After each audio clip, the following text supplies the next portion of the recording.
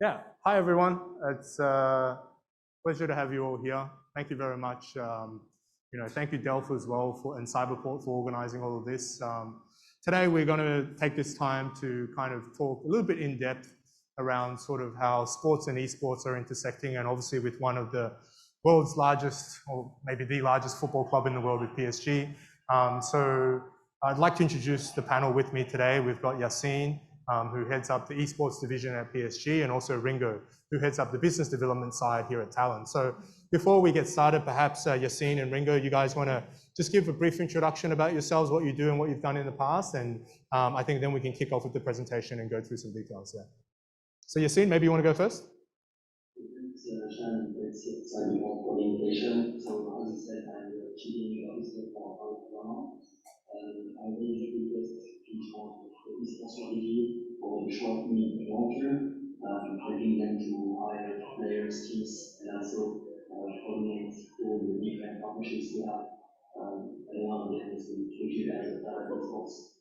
And as PSG Sports is quite big right now, we do have teams around the world.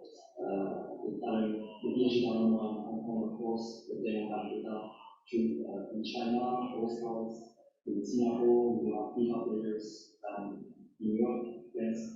And that's my job. Perfect. Yeah, hi everyone. Really happy to be speaking to you all. So a little bit about myself. I'm head of BD at Talon, which essentially means that I am responsible for connecting Talon with kind of our partners and our brands, and I oversee that whole process from outreach through to kind of the account management side. Prior to joining Talon, I was the manager for Excellent Barcelona in Hong Kong and South Asia. So I guess relevant to today's conversation, I'm also coming from the traditional sports world and in this new, crazy, exciting world. Cool. Yeah, let's get started with the presentation now. So just to go through a rough agenda of what we're going to be talking about today for everyone is firstly, how this partnership came about and what exactly that we're doing with it. Then we'll talk a little bit about the sort of co-branding, the marketing opportunities that we're working on. Furthermore to that, sort of the merchandise things that we're doing with PSG, some of the business corporations as well, and also performance management. So just to give you guys an in-depth breakdown of sort of how we are working with PSG and all the different components and layers of that. So let's get started with that. So firstly, I guess in regards to what our vision is with PSG Talon, I mean, our main objective is to leverage, two major brands within both traditional sport and in esports to build a League of Legends dynasty. So, when we first met with PSG, our objectives remain the same. We want to win an MSI, we want to win a world championship in the next 5 years, and also dominate domestically. And that's something that, from a value perspective, that was fully aligned with PSG when we first met with Yassine, is that very motivated to win, very motivated to make sure that we're winning off the pitch and on the pitch to deliver those values. And so just the second part of that is who we are. I mean, it's the partnership between PSG, which is one of the world's largest football clubs, and Talon. And it's the formation of a team within the PCS. And so just to give a bit of context, the PCS is a league that is run for League of Legends for Hong Kong, Taiwan, and Southeast Asia. So that's kind of the formation of that. So as we talk about this, Yassine, I just wanted to run a question past you guys. So, when you guys at PSG are looking to partner with teams and regions, what's the sort of thinking and strategy around, firstly, why, and then why you pick particular partners such as ourselves or LGD and things like that? I'd love to hear more around sort of the logic and thinking that you guys have built. Yeah, basically, to be totally honest, it's really, always, the feeling with the person that I'm working. And as we met first time, almost 2 years ago, sharing with really about how we was vision esports and how we wanted to bring that to the next level. And that's where we found that it would be an excellent combination with PSG at this stage. So there is no really, let's say, recipe about doing a good partnership, just I would say the good moment of the being there at the wrong time at the end. And yeah, I think that's the first thing, if you share the same vision, the same ideas, that's pretty simple to put something together. And from there, the rest is only detailing, and then there is the different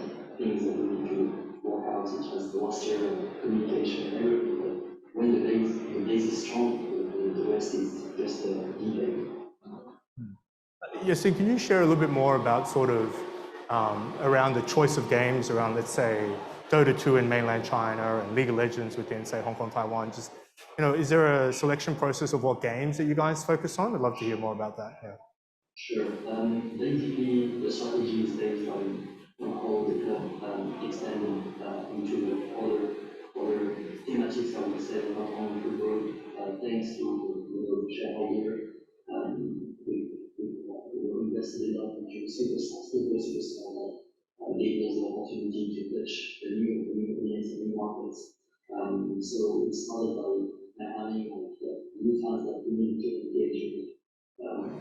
And esports was the best case on this because it gave us the opportunity to hire teams and players and have local partners on those specific markets that we could basically touch with the new content. And until the time that at the end, when you're a football player, you have the main team, the team is the most playing the league, and so probably the very good Champions League or the European competition. And we cannot duplicate the first team. We cannot have the players traveling around or meeting fans. So yeah, we needed to bring up something that those fans, especially in Asia, and as we said, Hong Kong, mainland China, and Southeast Asia, would see themselves through esports and through those gamers that we represent. PSG has, PSG Talon is wearing the same jersey as the football team. So yeah, maybe like the entire brand diversification strategy that we that esports inside, I would say. Right. Awesome. So I just want to talk about, the next slide is really about the co-branding of PSG Talon. As you can see, when we first started our relationship, we spent a lot of time figuring out how we can sort of merge the two brands together. I must say, from my side, I think PSG have been incredibly open and creative, and also being very humble with us, of allowing us to kind of build this type of logo, right? So you see the Talon bird wrapping around the PSG logo, and obviously there's the esports component around that. But I think this has been really cool for us because whether it's putting it on merchandise or getting our name out there, it's really been a merger of these two relationships and these two organizations. And so I think that's something that's really cool. And I'd also, Yassine, love to ask you a little bit more about sort of, PSG's management's thoughts on kind of working with brands and linking these together, because my personal feeling that PSG is incredibly open to different ideas and building the relationships for the long term and partnerships, which are truly partnerships, right? Not just sticking a logo on a brand and building that out. But can you share a little bit more about sort of the approval process of this logo, and also just what are your thought processes around how you work with partners and the philosophy around building for the long term together? I would say that first of all, I think that this specific logo has been one of the first ones where we did something combined. Usually we have like two logos together and just do them across the line. And this one was the first one that we combined the two logos, and I'm really proud of it because due to the story that we have now with League of Legends, these logos we have so with the sales in-game with the walls. The thing is, at this stage, we are really into taking the experience and feedback from other partners, such as you guys, trying to bring up the PSG brand out of sports, in lifestyle and local brand. So we are always open to at least try something. So that's why we will see a lot of things happening to fashion, into pop culture, because we try to be as much open as possible. Each case, there is no like a best scenario, I would say. It's really like each case is different. We have like Talon is leading Cobranding, is leading the entire education department, which is also having like the kind of lifestyle and fashion background. So it helps us to take care of each of our partners differently. Awesome. Yeah, so I just want to show some examples of the opportunities that we have with PSG, both inside the game and outside the game. So just, if you look your top, left-hand side as well as your far right-hand side, you can see that the Talon team, it's a combined jersey. So we do use the PSG Talon jersey as our base. And then also we have the Talon branding on that. That also extends to in-game as well, which are basically our competition assets as well. So you can see, for example, the bottom left-hand side, PSG win Worlds 2020 versus R7. Our name is actually PSG Talon inside the game for League of Legends. And also you can see that inside the game, if you look at the bottom section picture in the middle, you can see there's a PSG branding inside the game. There's also icons and logos inside the game.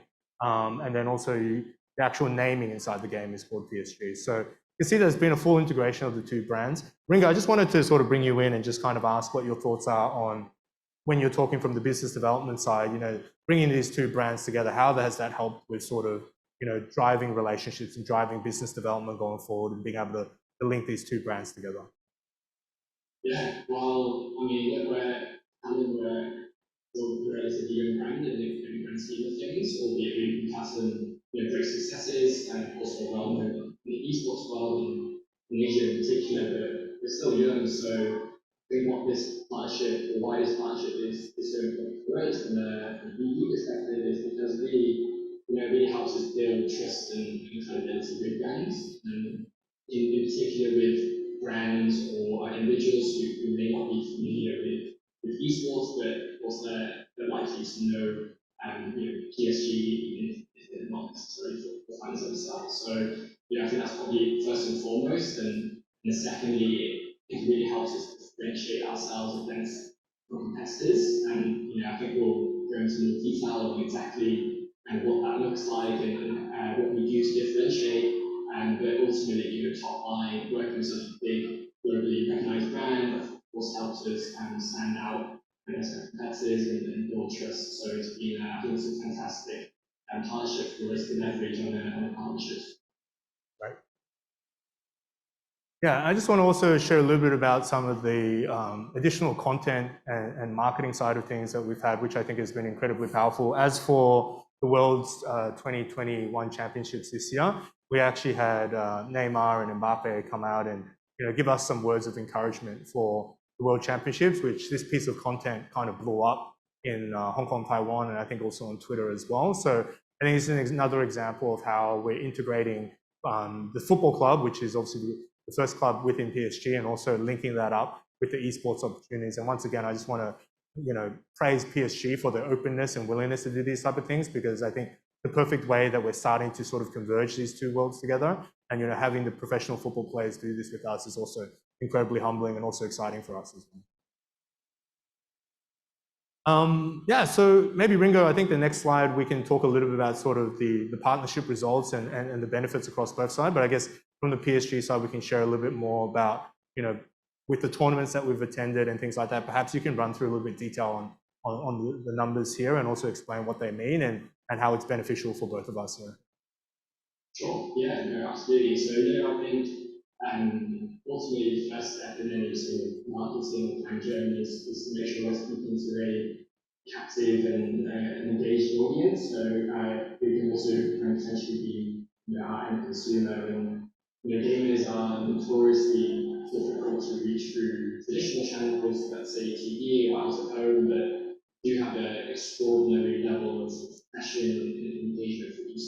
So thankfully what we've been able to provide and to do with PSG is to become incredibly visible and sort of stay across the gaming world, and of course in the League of Legends. And ultimately that's reflected in this data. So probably the headline piece of data there would be around $22 million US of media value. So this would essentially be the equivalent of how much money we need to spend to reach the same amount of people through the advertising means.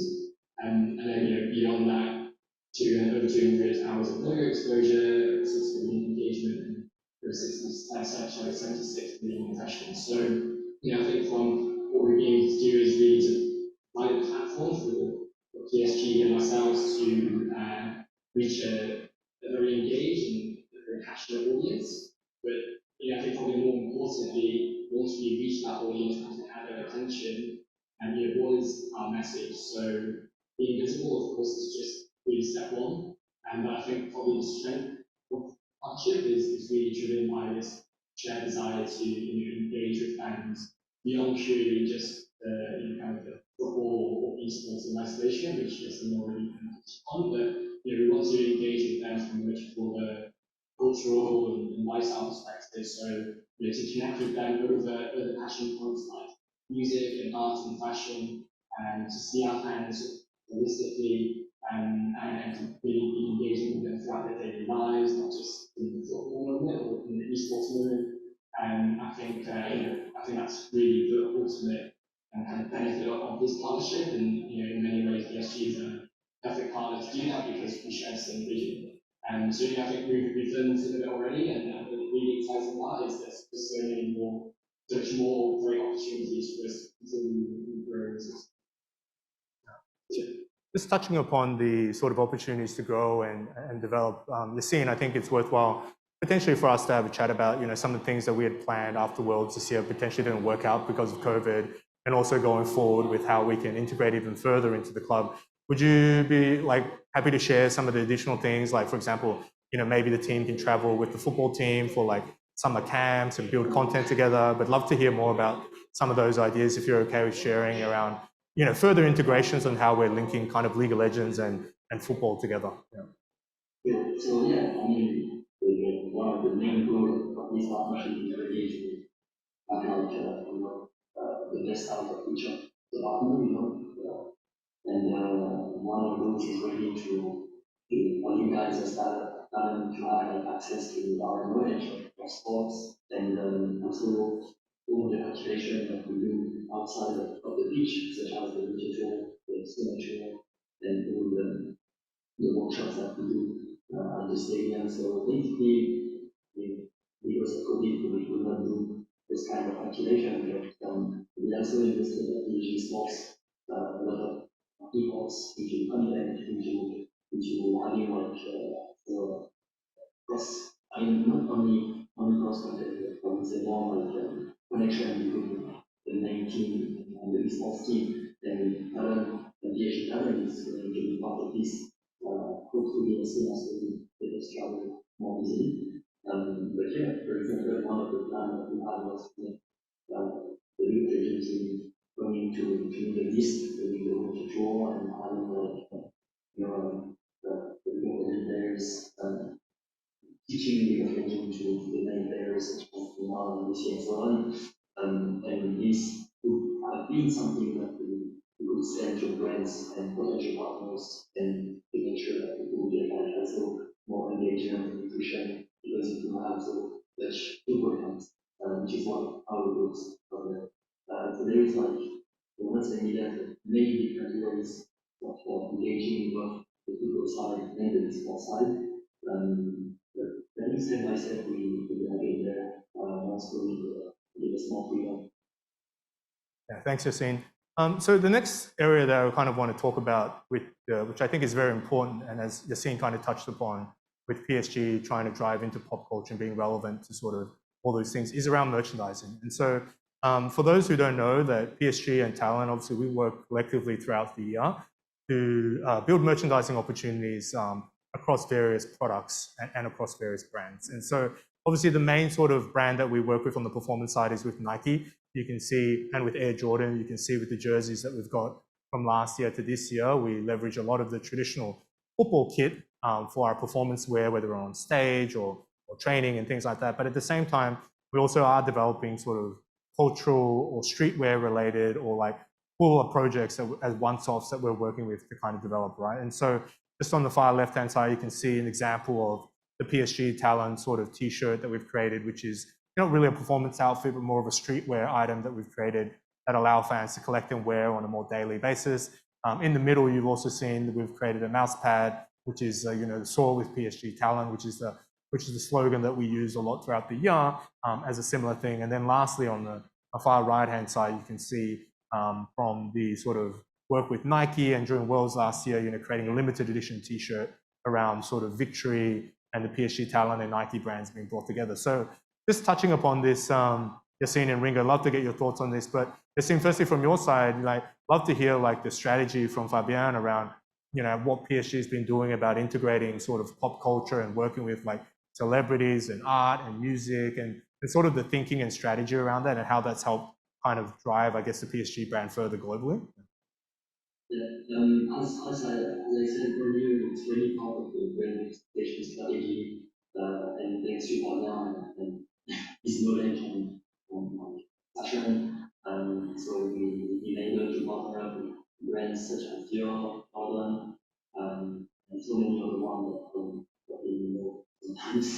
But basically, it's really part of the fact that we want to push more people in the global brand, make sure that it's cool to wear PSG no matter how we go, and especially at the end of the day, we could go jersey. So I know in Hong Kong people wears PSG jersey a lot, but if not jersey, it must be like collaboration with one of the fashion brands such as APAC that we know like years ago now. So the strategy is very much more on people, no matter the background we have to Cool. And Ringo, just what are your thoughts on sort of, I guess, as you're having conversations with brands out there, the relevance of, esports teams and sports teams kind of branding into this, streetwear and cultural relevance and being able to kind of communicate with different ways besides from just say the team and the content that's being produced there. Yeah, no, understand.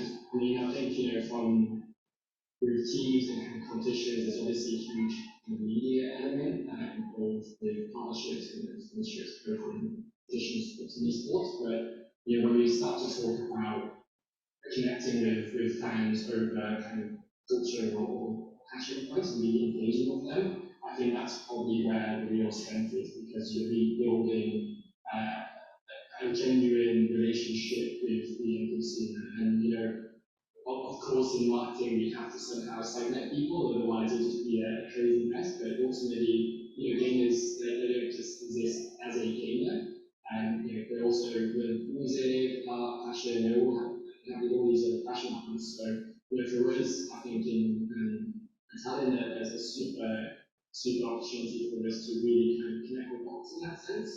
I mean, I think abroad there or in other parts of the world, we are seeing the kind of big organizations maybe do the same and move in a similar direction. And when you see League of Legends, they've got the virtual jail band, they have their Netflix show, which is absolutely amazing. I think it's a general consensus that this is the right way to go. I think what's perhaps a little bit for us, and it's a little difficult part in Asia, it's of course Asia is such a huge market, it's so diverse, and so it's definitely a challenge to make sure that you hit all the cultural touchpoints across region as big and as diverse as Asia. But if someone can do that, then I think certainly for brands that's a huge opportunity, and hopefully we can do that, and then our partners will kind of feel the benefit of that. Cool, right?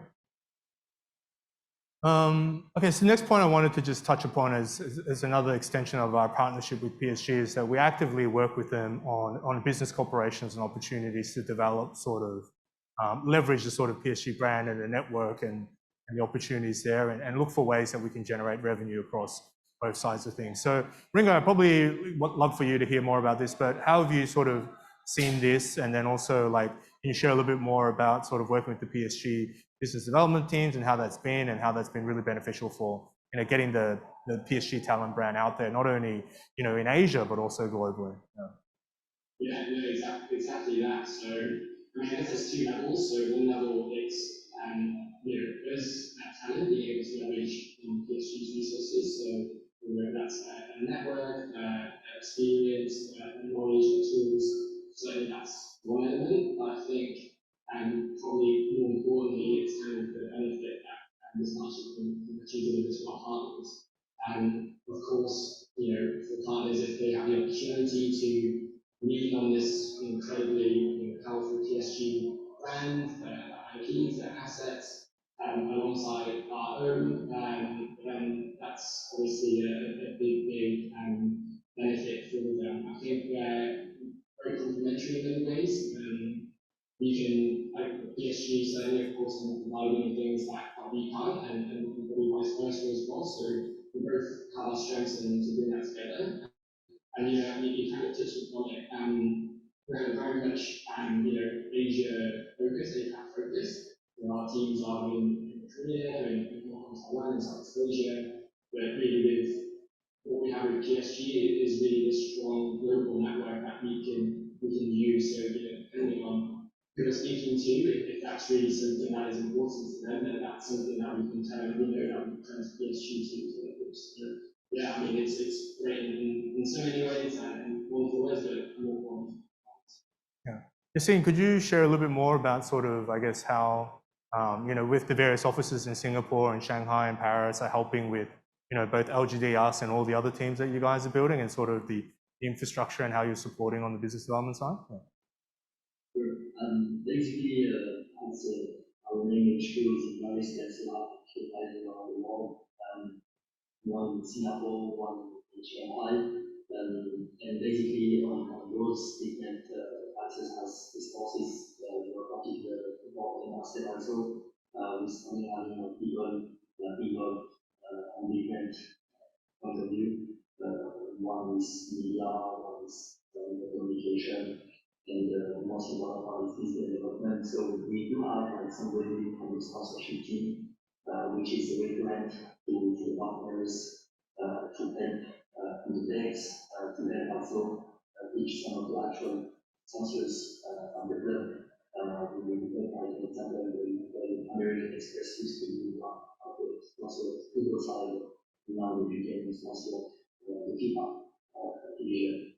And we slowly getting somewhere where the next, let's say, illustration of some partners of the club will also be important for the sports divisions because it's going to be part of the entire league. So with the help of the different sides, I would say, again, we're able to cover both sides. So the one that are already on the football side and are interested into sports, and in the football side, such as you guys are already get into the negative one and are already in sports, and also not really growth first. New, I would say, which has hours here on the slide. The goal at the end is really to be able to have something that makes sense, because we have different partners. We make sure that we don't have any conflict with any of the actual sponsors or future sponsors, depending on which market and which team the sponsor. Yeah, that's how we get there. Cool.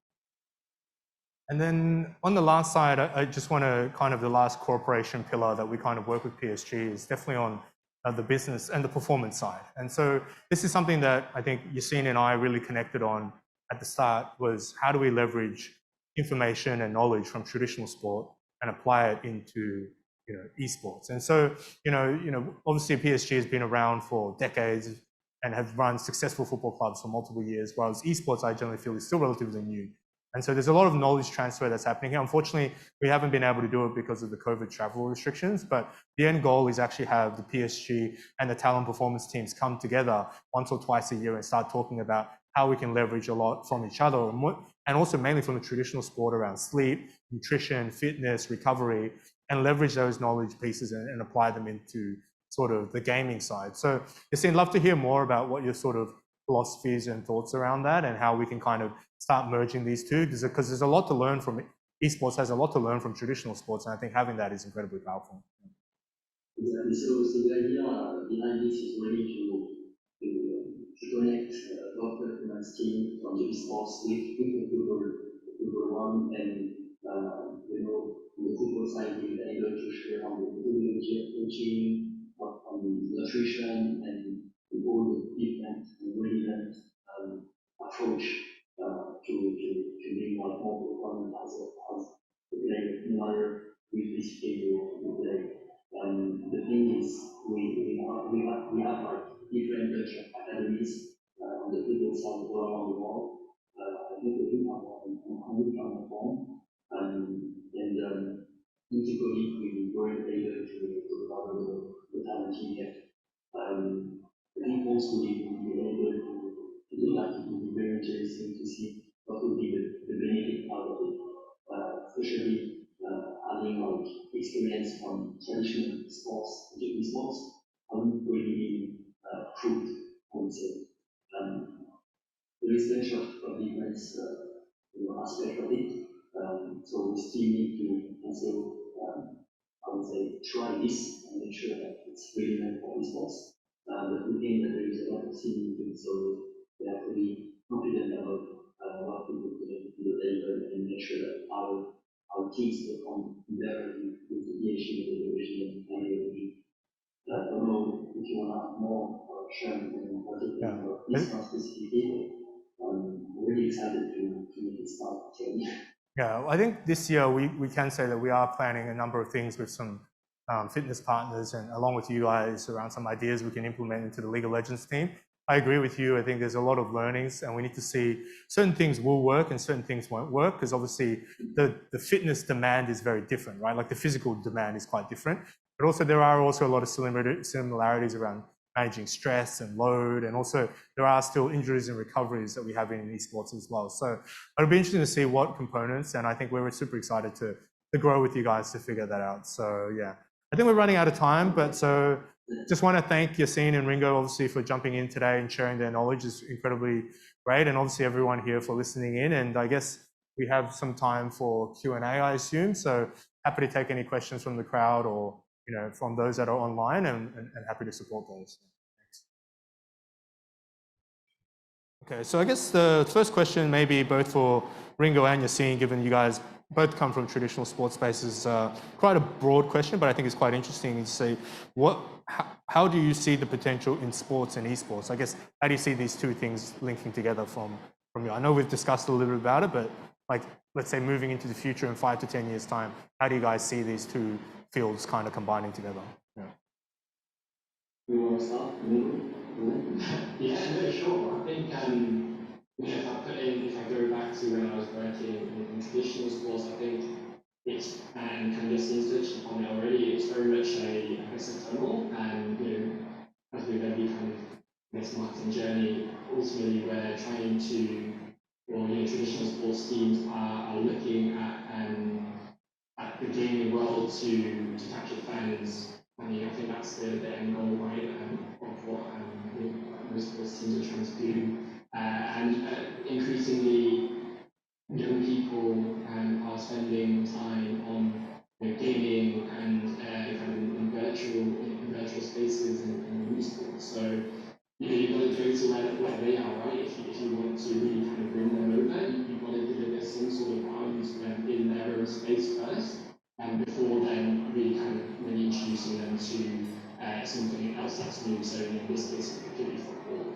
So certainly that's one way, and then of course it's the same. It's the same growth rate. So recently we had Ronaldo appearing in Free Fire. We're seeing what celebrities are doing in games now. We have Ariana Grande concerts in Fortnite, and so it goes both the same growth rates, and ultimately it's a bit of a funnel. But again, they don't have to exist in isolation. I think we all know plenty of gamers who love sports, and lots of sports people who also love gaming. So I think that's a really cool thing that we're trying to do together here as well, is that we're trying to connect these worlds together, and it's pretty exciting. Yeah, just to add on top of what you just said, I think that the results, I mean, are really a lot of significant moves, like from either traditional sport IPs, opening like esports divisions such as PSG and European Football Plus, but also on the investment side, we got a lot of different ventures, like investing in traditional esports organizations that are taken by like NBA franchise owners or even like European football clubs.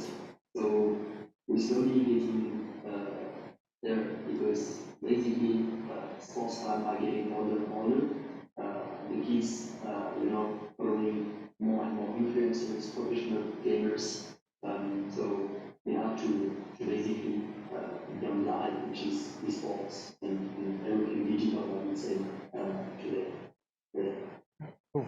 And I think the last question for today, which I'm happy to answer, is will Talon consider branding opportunities / commercial activities for non-esports field.